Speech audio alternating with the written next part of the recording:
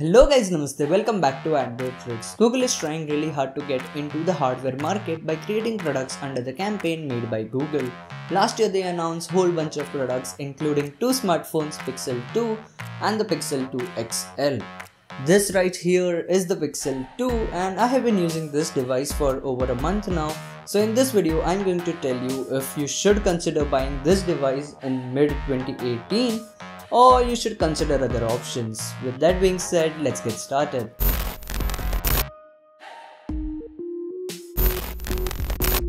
I have been using this device as my daily driver for over a month now, and in those periods I meet my friends, my colleagues or my family members, and let me get this straight, no one is gonna hold this device and say it's a premium device, and it has its own reason. First of all, the phone I got is not in a great condition as you can see, and secondly, Google made a bold move by covering the metal back of the phone with some plasticky material so that it is not slippery in hands. It definitely makes the difference, but at the cost of the phone looking cheaper. I personally feel that they could have done a better job with the design of the Pixel 2, as the big bezels and the small form factor is not very common, and I had to adjust myself to get used to it. But to contradict that, there's also a demand for phones with small form factor. In fact, my dad liked the Pixel 2 so much more than any other smartphones I have showed him, just because he likes the smartphones which has smaller display. So if you're someone who enjoys smaller display, you should go with the Pixel 2, whereas if you want 18:9 bezel-less look, you should go with the Pixel 2 XL. They both come with the same specification when it comes to processor and the cameras, as they mentioned it in their keynote. Feel free to choose whichever size Pixel you prefer, because you'll get the same great experience on both. We don't set aside better features for the larger device. Both devices I have three words when it comes to the software of the Pixel 2 or the Pixel 2 XL.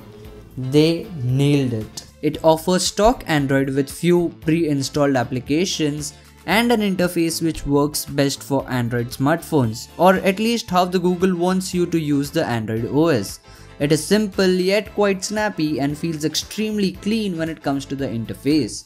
Even though it overall feels very clean, there are few features which literally blows your mind away, like the now playing feature which detects the music playing in the background and brings it up to your lock screen, and it does not even rely on the internet. How cool is that?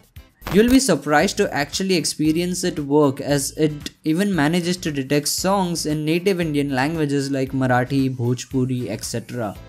My personal favorite is Squeeze to Wake Google Assistant feature, which is super handy for someone who uses Google Assistant a lot of time.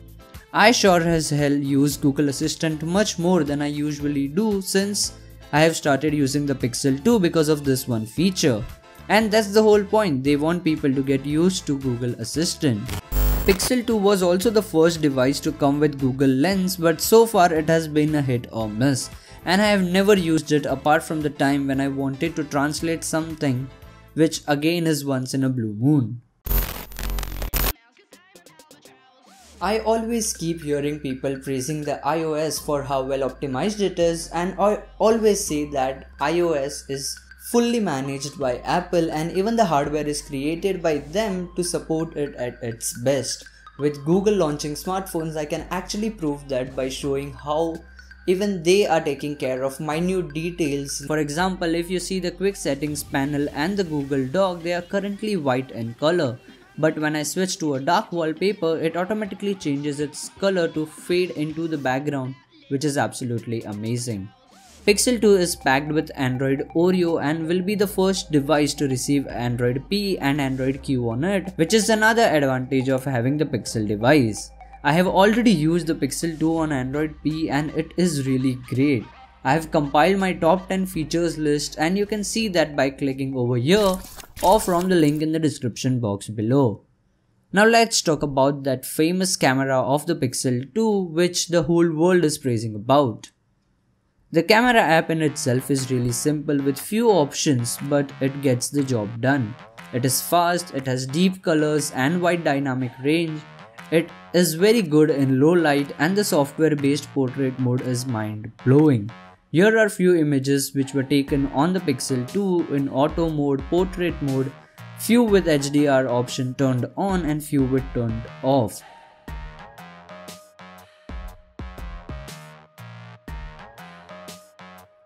Also, unlike other smartphones, Google not only focused on the rear camera but also on the front-facing camera. They made sure that you can click portrait selfies with the front-facing camera using their same dual pixel technology. And trust me, nobody does it better when it comes to the portrait selfies on the Pixel 2. Even after everything I have mentioned earlier, I still feel that the phone isn't quite perfect. And no, it's not because of the design. I would still say they made the right choice by creating a smaller phone with 5-inch, given that we have an option of 18:9 display Pixel 2 XL. The reason I feel it is not perfect is because of the battery life. I switched to this smartphone after using Honor View 10 and my expectations were quite high. But the Pixel 2 is quite opposite of what I expected, if I may say. No doubt I use the phone in a way that normal users wouldn't usually do. I am 24/7 on social media, I watch movies on smartphone and stream music online for an hour or two daily, along with stupid game addiction which I have got myself into recently. But this has been my usage on any other devices I have ever used and still got better battery backup compared to the Pixel 2. The max I got out of this smartphone was around 4 hours of screen on time, and in fact I started to wonder if the device which they gave me had some battery issues in it. But anyway, I'm really thankful to the turbocharger as it gave me enough juice to run this smartphone for next 2 to 3 hours within 30 minutes of charge. So coming back to the real question, should you buy the Pixel 2 in mid 2018, which is right now, or you should consider buying other options? Well, you are paying the price for which you can get iPhone 8, Note 8 or the Samsung Galaxy S9, all of which have beautiful design. But when it comes to Pixel 2, it definitely lacks in that department. You also miss out on the headphone jack, which is kind of a bummer, but instead you get the front-facing stereo speakers which are not available in any other competition. You are also gonna get software updates for 3 years, which is a big deal as no other Android smartphone can give you that. Apart from that, you are also getting the best smartphone camera in your hands, and along with that, you are getting unlimited Google Photos storage option to keep the images you click without any hassle of the storage problem.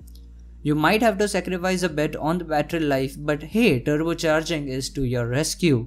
However, if I had to buy a phone in a premium segment, then I would rather wait than buy the Pixel 2 because I'm so sure that Pixel 3 is coming out in next 3-4 months and it will definitely be better in terms of design compared to this smartphone. And in case I'm not patient enough, then I would definitely go with the Pixel 2 over other competition for the fact I mentioned earlier. I hope this video helped you get the insights of how it is to use the Pixel 2. If you did enjoy this video, make sure to hit that subscribe button. It definitely brings a smile on my face to see that you are subscribed to my channel. If you have any other queries with regards to Pixel 2, drop them down in the comment section. So yeah, that's pretty much for this video. See you guys in the next one.